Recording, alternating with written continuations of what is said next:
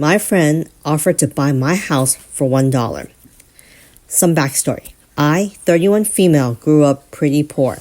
I don't remember it well, but at one point my parents and I were only able to afford to eat beans and rice.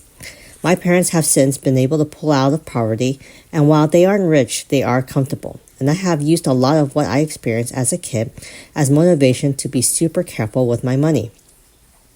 I got a job in high school, worked odd jobs on the side, saved up every penny, rode my bike everywhere instead of driving and paying for gas, and by the time I moved out of my parents' place, I had a little over $17,000 in my savings. I don't have much tucked away anymore, but I have investments and emergency funds and take my family's finances incredibly seriously, as I never want my children to experience what I did as a kid. Mine and my husband's financial choices afforded us the opportunity to purchase a home in the beginning of 2015, which we bought 50-50 with his mother. He paid his half up front.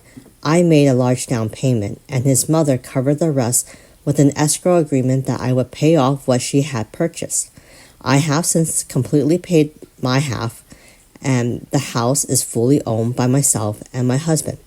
It's a 4-bedroom, 1.5 bath, 2-story home with a finished basement, attached 2-car garage on a double lot.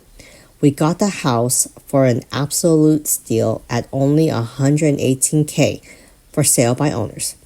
Since purchasing, we have installed a fence, updated the oven, washer and dryer, water heater, furnace, and paid for materials to have all interior rooms repainted.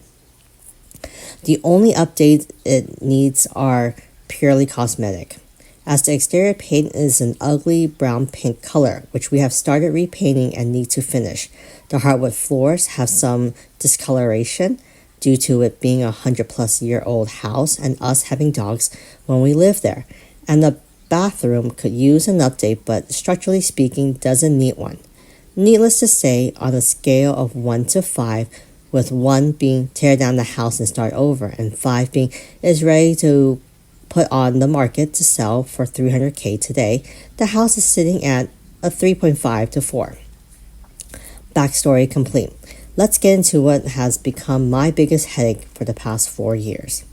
I have a friend, let's call her Carly, female 27, who had incredibly similar experience to me growing up, but struggles with finances and has never seemed to get the hang of keeping any sort of saving over $50 at a time. I'm not sure if it's the lack of self-control or that she's simply too focused in the moment when she gets paid and doesn't think to look in the long term, but she consistently makes her lack of funds everyone else's problem. I don't blame her for having issues with money, as learning to create a budget isn't exactly taught in school, and it took me years to learn to find a healthy balance, and the freedom of being able to buy whatever you want with no restriction is super tempting, but at some point you have to learn to take responsibility. During the course of our friendship, I have helped her build countless budgets based off of my own. I made roughly the same amount of money as her, but each time they failed for whatever reason.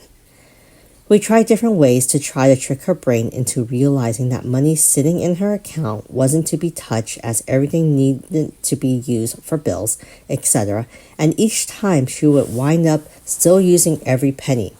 It finally came to the point where I refused to help her with her budget anymore because she never listens to my advice, and when I pointed out that the easiest and fastest method to get her spending under control was to get a payee, she said she didn't need to be treated like a child who receives an allowance. Fair enough. I washed my hands of that topic. Carly moved out of her mom's house a little over 6 years ago and into a mutual friend's place. Let's call her Tia, female 27. As far as I have been told by Tia, Carly paid little to nothing in rent, even though they both work at the same company and make close to the same salary. Carly's living space was an absolute disaster. She moved into the basement, and it was lucky if there was even a walkway to get to the washer and dryer. She constantly asked me to come over to help her clean and organize her space, and because I'm a people pleaser, I would always agree. Each time we would make significant progress, but By then, the next weekend, when I would go over to help again, it was as if a tornado had gone through her space in the course of the week. I have no idea how she was able to fit so much stuff into that tiny space. She would never clean up on her own or make any sort of effort to put away anything, and would always wait for me to come over. And if anyone were to come down to watch us, it was always me cleaning or organizing while she sat back and dictate where everything went. Getting her to donate or throw anything away was like pulling teeth, and somehow even the smallest scrap of paper had some sort of sentimental value. After a little over a year of them living together, Tia couldn't handle it anymore and asked Carly to find some other living situation. She wasn't going to throw her onto the street, but she literally couldn't live with Carly any longer. There are a lot of other things that built up that causes, but I won't go into that here. It just so happened that my husband and I had purchased a second home around the same time. But we had on the first was paid off. My husband had come into an inheritance, and we were able to look for our forever home that benefit our wants and needs. The best part for us is that the new house was literally a 5-minute drive from the old house. We had yet to decide whether we wanted to sell or rent our first house when Carly approached us with the offer of renting it from us. She and 2 other friends were looking to move in together, and with the house being as big as it was, there was plenty of space for all of them to have their own room and privacy. Since we haven't yet decided if we wanted to sell, and there were 3 renters already lined up, we decided to use it as a means of passive income to invest in our future, and then down the road we would revisit whether or not we wanted to sell it or keep it as a rental. The red flag that I didn't initially pick up on was that Carly was already referring to the house as her house to her 2 potential roommates, even before moving in or signing a lease. So by the time it came to them all moving in, Carly had driven the other 2 girls to back out. The way I had written the original lease agreement was that the rent was flexible, depending on how many tenants there were. So for the 3 of them, they would only have been paying $750 total per month. And if only one person was renting, it would be $400 per month. In this area, you can expect to rent a bedroom for $400. So this was a crazy good deal, as we really didn't need the money, and it was mainly to pay for insurance, power/heat, and property taxes. In the 4 years that Carly had lived in that house, rent has gone up 4 times. Once to $500 a month because the power bill went up and we needed to adjust for that. The second time to $550 a month due to the same reason. And the third time to $750 after she got a new job. And last year in October, more on that later. Also in the 4 years she had lived there, 2 separate opportunities for roommates have backed out. Each time because she was setting the rules and referring to the property as her house, despite having 0 claim to it, and the fact that each person would have their own lease agreement.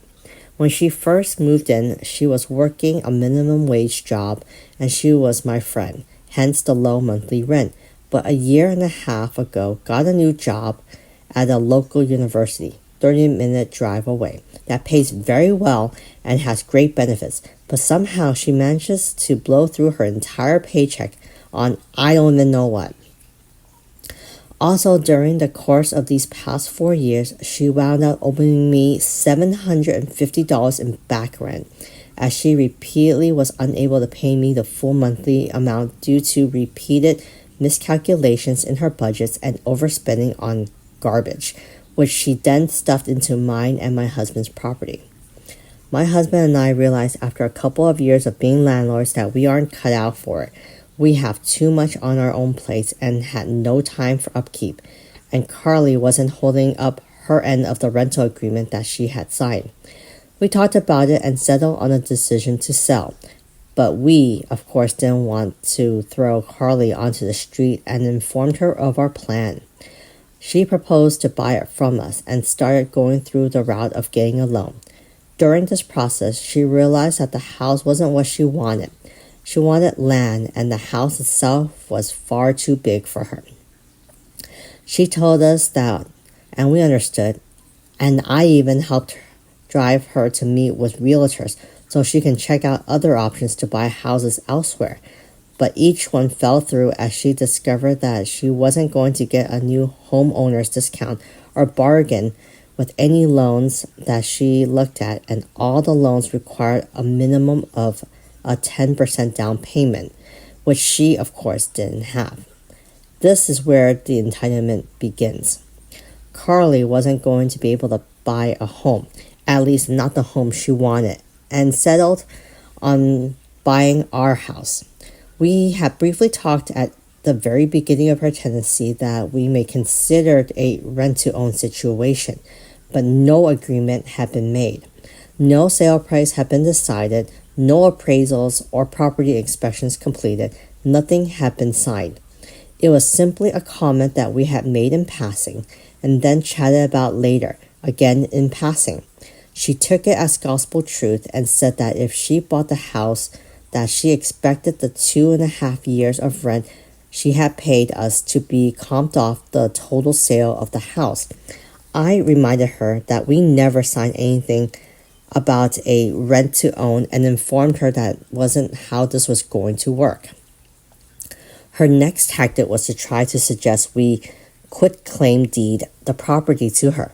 Again, without her paying us anything additional to the 2.5 years worth of rent she had already paid us. How this works is that whoever owns the property grants the title/deed to whomever they're giving it to, and it's generally a lot faster and cheaper than going through the process of buying a house. But there is still generally something paid for the property when the title is transferred. At this point, she'll only paid about $10,000 in rent, more than half of which went to paying for utilities that we covered instead of having her pay them, and property taxes. And she was making it sound as if she wasn't going to give us anything beyond that. I again told her that this would not be a viable option. The house was in great condition, and even with the exterior paint and repairs to the floors and bathroom, was worth at least what we had paid for it, $118,000. She tried to spin it that she was doing us a favor by taking it off our hands, as I had expressed to her that we were tired of being landlords, and it was more effort than we had time for. Her last attempt at buying the house on her own was to offer me $1. That's right, a single dollar. I will admit, I don't know if this was a failed joke attempt on her part, but it certainly fell flat, and I was so mad I was shaking, though I laughed it off. Side note. During the time she has lived in the house, my husband and I had some stuff stored in the garage as Carly parked on the street due to convenience, and she suggested on multiple occasions that she starts charging us rent for storing things in our own home when none of it was in her way whatsoever, and we had already made it clear that if she purchased the house that we would remove all of our property. At the end of 2022, Carly started dating Reggie, 28 male. They were long distance and would take turns visiting each other, and Carly made the comment to Reggie that we were looking to sell the house, and we threw out a couple of numbers, the very lowest being $100,000, but said that we, of course, would have to have an appraisal and look at market value, etc. He offered to buy it from us and said that he would start the process in March or April of 2023. I was relieved. My husband was relieved. Carly was relieved. Everything was looking great. Some information about Reggie at that time. He is a retired Marine. He gets a monthly check from the government for close to $2,000 on top of his well-paying job. I'm guessing based on what Carly told me, but at the time he made his offer, he was probably making between $4,500 to $5,000 a month. When March or April came around, Carly and Reggie informed us that he would not be able to afford paying both his rent where he lived and a monthly mortgage payment and wouldn't be able to start the purchase process then, but would start the purchase process in October instead when he planned to move in with Carly. Before Reggie moved in, an ex-friend offered to rent a room in the house from Carly and paid her despite subletting being clearly stated in the lease agreement as prohibited.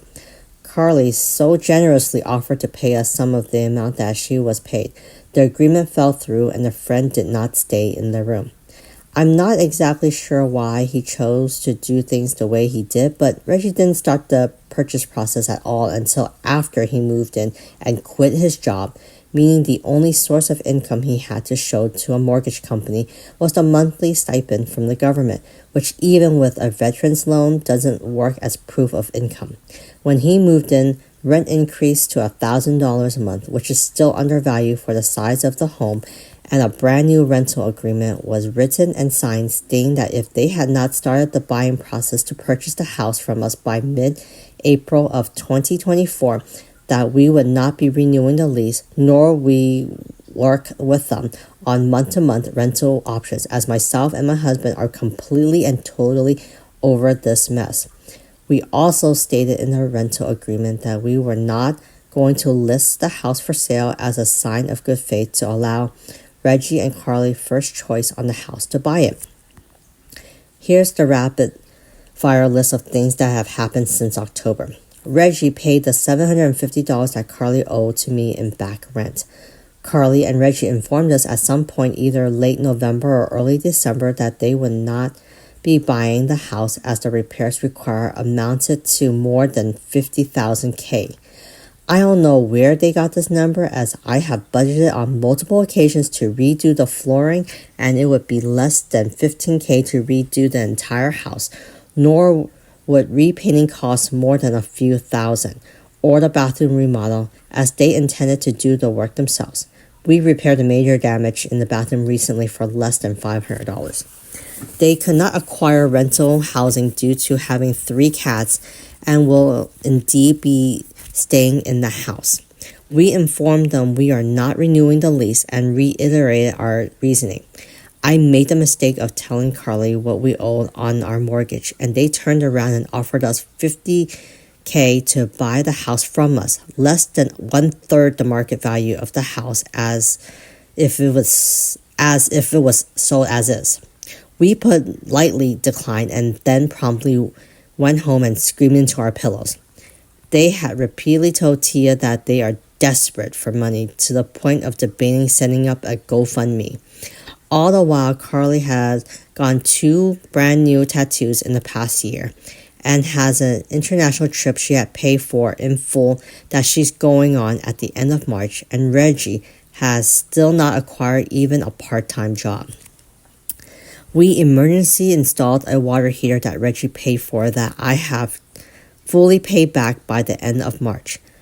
Carly quit her job, and now the only income they have after the end of this week is Reggie's military stipend.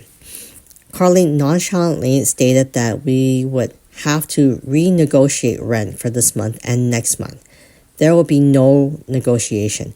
She made a bad decision and will have to live with the consequences of her actions. The most recent thing she did was text me 2 days ago asking if she could pay me in food for this month's rent. Knowing her, the amount she will pay will amount to only a couple of meals and maybe $75 in groceries instead of the roughly $500 that they will owe. I owe Reggie roughly $500 left to pay off the last bit of the water heater. I jokingly answered that the electricity and insurance companies don't accept food as payment, so neither can I. She then offered to pay me what it would cost to pay these expenses, and then the rest she would pay in food. I have not responded. It's been a day and a half. They will pay me in cash and nothing else. I'm done. No discussion. My warning to all of you: don't mix business and friends without getting to know said friends very well first. If I had known what I would be walking into, I would never have allowed her to move in. Relevant comments. Why are you allowing her to dictate anything? Evict her, period. OP responds, I love to, but where we live requires 60-day notice, and that gives them an in to stay past their lease. They conveniently dropped the news on me that she quit her job when it was too late for me to give the required time for written eviction notice. Another question from another commenter. Have you been inside the house since these two freeloaders moved in? I am thinking that they may have destroyed some parts of the house, which is why they came up with the $50,000 in repairs. Let them know that either they get all their crap out or you will just put them in for the trash.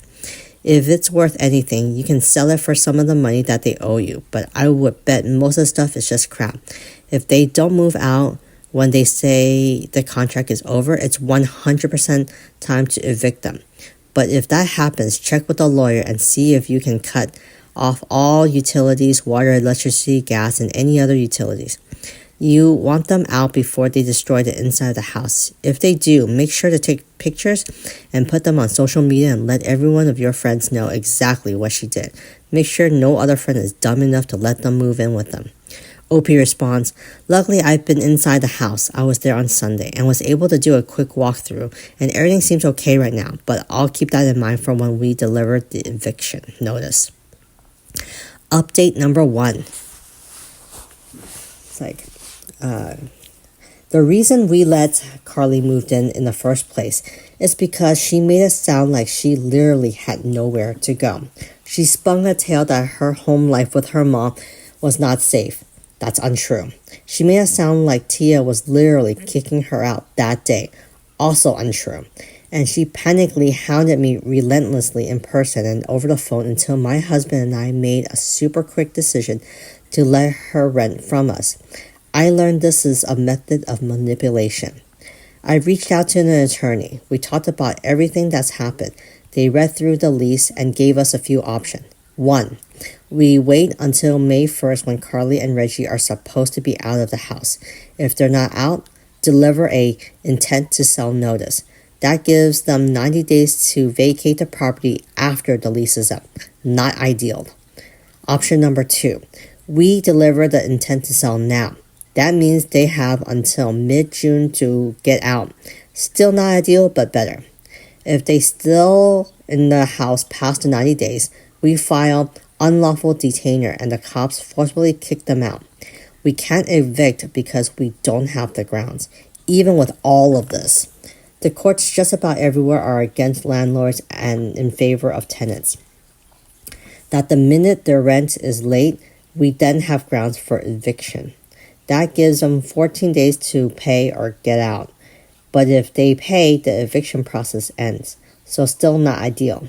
They can't get squatters right because they haven't been here long enough. I'm going to be telling her mother everything she's done because I'm pretty sure she has no idea. I'm also telling all of our mutual friends. I've done a lot of self-reflection lately before writing this post and came to several conclusions. I know she's not my friend. I had a false idea that I was helping someone that I saw as a friend, and in the end, I enabled her crappy behavior. I'm aware I'm a doormat. I don't know how to set boundaries. I spent a lot of time on the phone and in professional offices over the last few days. I'm on the waiting list to see a therapist and learn to set boundaries because I don't ever want to teach my kids my bad behaviors and habits that got me into this mess. As for all of you who mentioned that it's a miracle my husband is still with me, he was with me all along the whole process. I never did anything without his consent since we owned the house 50-50. I'm taking most of the blame because Carly was my friend. I apologized to him and we had a deep conversation about working on communication. He apologized for not seeing sooner that my friend wasn't who she claimed to be and didn't warn me I was being manipulated. I'll update again when we get closer to May 1st unless something happens sooner. Update number 2. That happens 2 months from the original post. This is hopefully the last update. Sorry it took so long to get back on here. They're out and have been since April 1st. No, it wasn't a joke despite the date. Life's been insane and I've been so overwhelmed with this whole situation that it's been hard to get back on here and face it all again. They left the house a mess, but that's not surprising. They claimed they didn't have the time or money to finish even though there was a whole month left on their lease. Honestly, I'm happy that they're out, though I am pissed about the mess.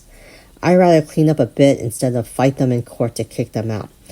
I told her mom and showed her everything, and her mom was angry as well and told her off a couple of times for one, leaving the house in the state that they did, and two, treating me and others the way she has. I've also started therapy and working on setting boundaries and getting over my people-pleasing. The last I spoke to Carly was yesterday because I learned from a friend that she joked about leaving the house a mess on purpose because she was mad at me. I confronted her and asked why, even if it was a joke, because even jokes have some basis in truth. She said that it was because emotions were running high and she was stressed at the end when they were getting ready to leave, that she was frustrated with how little I did with the house while she was there, despite me repairing everything that needed ASAP. And she was mad my husband and I stored some of our things in the garage.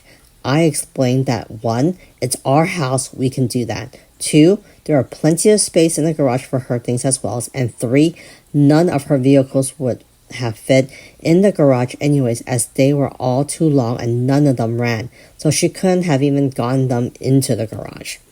Carly also had to junk out 2 of the vehicles she left behind, even though she explained she had someone who would keep them on their property so she can work on them. I don't understand any of her logic. I'm done trying to figure it out. Last thing she said to me was that she was sorry, though I don't believe she generally is, and is just saying it to make herself feel better. Thanks to everyone that's read and commented and given me advice. It's been greatly appreciated. Sorry it's a bit anticlimactic of the ending, but I'm relieved that it's done. Some good news is that we're working with a buyer now and are making steps towards selling what the place is actually worth. Wow, the entitlement that Carly had in this story is unbelievable. The OP was just trying to do a favor for a so-called friend, and instead it got backfire. I feel so bad for OP, but I'm glad that she was able to get out of it, even though it took a long time. So in the end, I'm glad that it had a happy ending, sort of. So hopefully the OP learned her lesson, and I'm glad that she's getting the help that she needs. And, I would love to hear what you guys would have done if you were in OP's position. Would you have done the same thing? Please leave it in the comments what you guys would have done. And remember to like, comment, and subscribe.